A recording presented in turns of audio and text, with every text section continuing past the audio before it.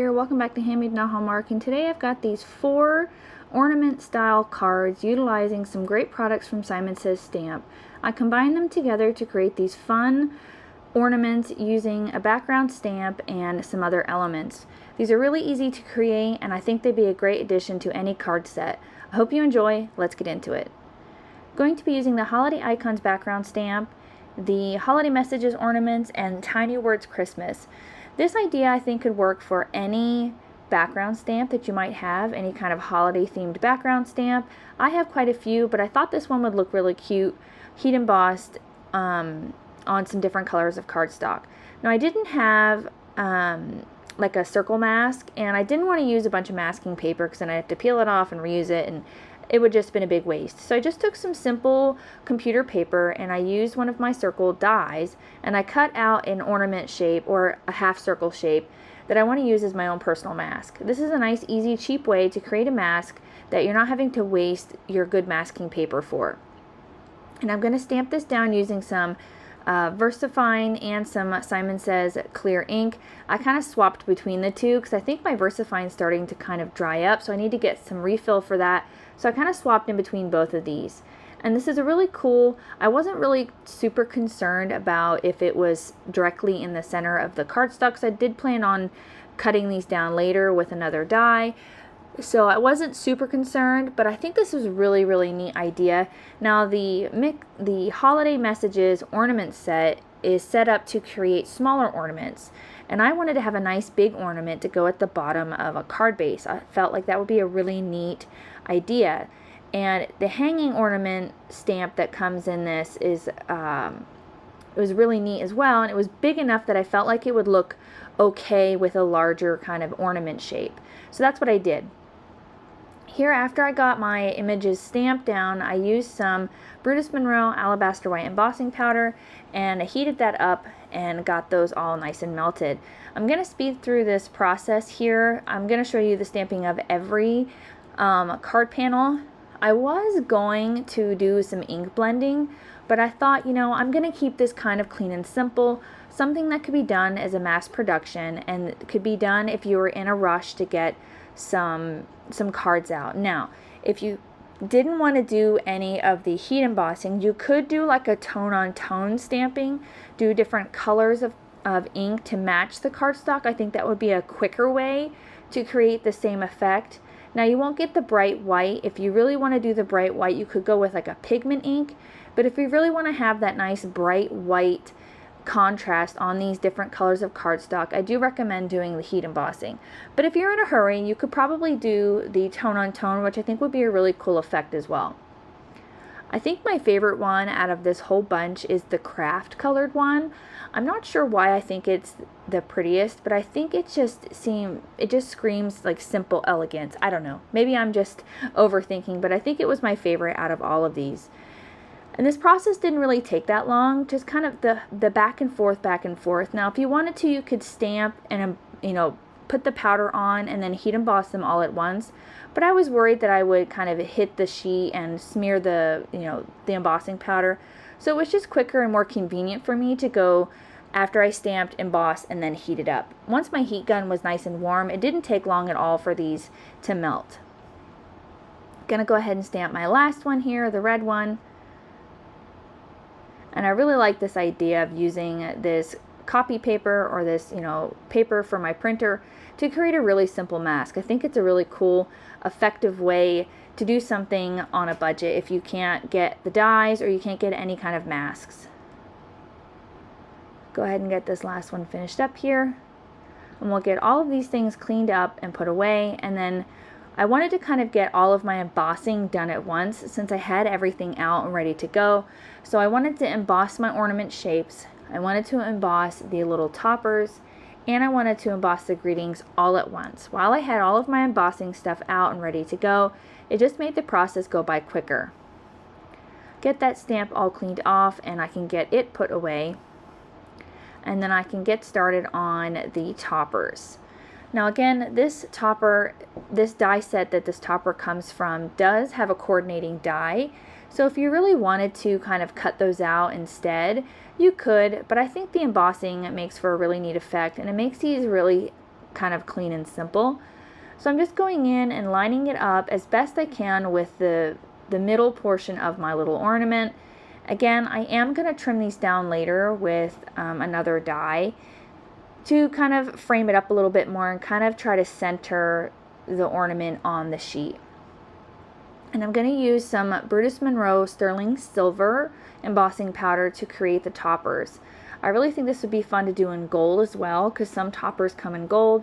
But I wanted, again, to simplify the process and make this go by a little bit faster by just utilizing the one color.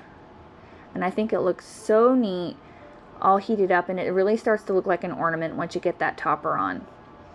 Again, I'm going to speed through this process. Nothing groundbreaking here, just kind of going back and forth with the same process that I did on the main ornament image, and just stamping it down and heat embossing it. And the nice thing is that my heat gun was really nice and heated up at this point, so it took no time at all for that embossing powder to melt. And I really like this embossing powder. I think it looks really pretty on almost any color that you use it on. It just really shines. I was a little worried that it might blend in a little bit on this craft cardstock, but it really shined really nicely on this one as well. I contemplated doing gold on just the craft colored one, but again, I thought, no, I don't want to get out any more products. I'm just going to stick with what I've got. Once all that was done, I pulled out a piece of black cardstock and some of the greetings from the Tiny Words Christmas, and I wanted to stamp and emboss all of my greetings at once as well. This little stamp set is full of some amazing greetings. I really like it a lot. I think I mentioned it in the last time I used it, that I think it's great because there's lots of kind of religious themed sentiments for those who celebrate Christmas in that way. And then there's some other ones that for folks who don't celebrate it in a religious way, which I think is really nice because not everybody celebrates Christmas the same way. So I think it's a nice stamp set for everyone. Using that same embossing ink, and I'm going to be using the same Brutus Monroe embossing powder. Once I get that sprinkled on there and I start getting these heated up, I am going to die cut these off screen just to save a little bit of time in the video. And I really think the black with all these other colors really kind of makes it stand out. I don't think it takes away from the look of the card with the black. So I was really glad that I went with that instead of trying to do matching colors. I think that would have taken up too much time. Once those were all finished, I went ahead and grabbed one of my MFT Stitch Stacks dies. This is the largest die in their largest Stitch Stacks Dynamics. That's a real mouthful. I'm going to go through and kind of line up exactly where I want them. A few of them aren't exactly perfect. They're a little lopsided or anything, but again, I'm not super concerned about that. Once I had all of those die cut, I am going to stamp on the inside of the cards using the Ornament Messages stamp set. I really like the idea of using the greetings in this. I like that they're not, contained to a particular shape or size or anything like that. I like that they're still handwritten. And even though they're in a circular shape because they're meant to go in the ornament, I still think they're a nice greetings and nice handwritten greetings for the insides of cards as well. So I just took all of the greetings. I didn't use all of them because I only did 4 cards, but I went through and I picked out the ones that I liked the most. And I just stamped them down using some MFT Extreme ink. You could use any ink that you want. You could do colored ink. Again, I'm just trying to simplify this process because I am making 4 cards. And I wanted to show that this is a kind of a simple-ish way to create a mass amount of cards. If you do it in a production line, kind of like I've done here, it makes the process go by a little bit faster. The longest and the most time-consuming part of this is all of the heat embossing, but I think it's totally worth it. Next, I wanted to draw a line coming from the ornament topper to kind of going off screen. So like the ornament is being hung up. So I took my T-square ruler and I just went and I marked it out with a pencil first just to see if I liked it and if I got it in the right spot so that if I didn't, I can erase it. I'm not going right in with a pen. And I'm going to use my my white Jelly Roll number 10 pen to create the toppers. And then I'm also going to add a little bow, kind of hand draw a bow on there as well, just to make it look like it's actually tied on. And I really like using this thicker Jelly Roll pen. You can get a whole packet that have 3 different sizes in it. The number 10 is the thickest, then they have an 8, and then I think they have a 5. They might even have a thinner one, but I'm not 100% sure. I got this as a pack. I'll make sure to link it down below if you're interested. Again, just hand drawing in that topper, and this gel pen goes right over top of that embossing, no problems whatsoever.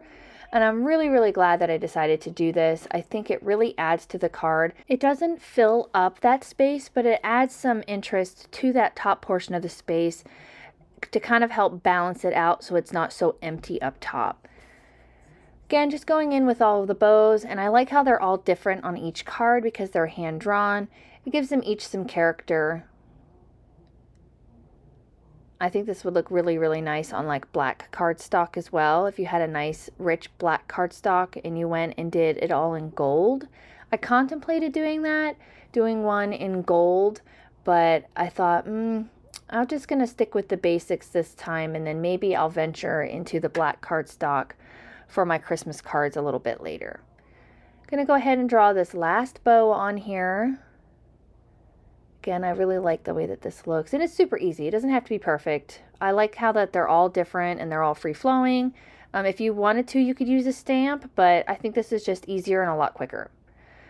Next, I'm going to go ahead and get to assembling here. I'm going to put on all of the greetings, and I'm just going to use some Derice foam strips and trim those down and get those centered, because I kind of want the greeting on the front to go with the greeting on the inside. So each kind of card matches with its card base. So I went through and I added all of the greetings on first, and then that way I can match the greetings to the insides of the cards. And I'm just kind of eyeballing it here. I wasn't 100% worried if it was exactly in the center of the ornament. Again, I like the kind of quick haphazard look of it. I mean, it's still pretty neat and tidy, but I like the fact that it's not exactly perfect. Like each of the ornaments is a little bit different just because of where the images on the stamp come together. You know, it doesn't actually create that perfect circle, which I'm totally okay with.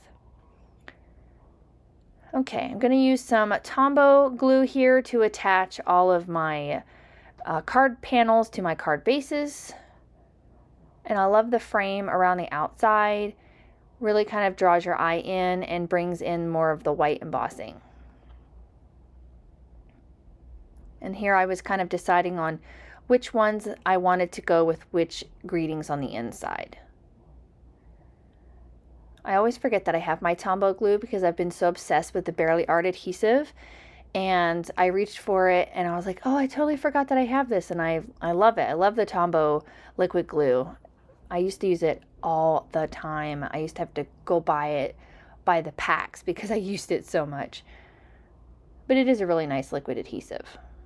And I contemplated adding some gems or sequins or anything like that, but I kind of wanted to keep it clean and simple. Again, to simplify the process and, you know, to share that you can mass produce cards without adding anything to them. And I think the shine on the silver embossing powder is perfect. And I'm going to go in lightly with a little bit of my aqua shimmer pen just over the sentiments. And I think that's a really nice touch. And that will finish up these cards for today. I really hope you enjoyed these simple, easy to create ornament cards using a background stamp, a little tiny bit of masking, and some heat embossing. I really think they came together beautifully, and I love the idea that you can mass produce by eliminating the heat embossing and creating more cards. If you enjoyed this video, please hit the like button and consider hitting the subscribe so you don't miss out on any more videos here at my YouTube channel, and especially during my Christmas in July series. I really hope you enjoyed. I'll see you guys again real soon. Bye!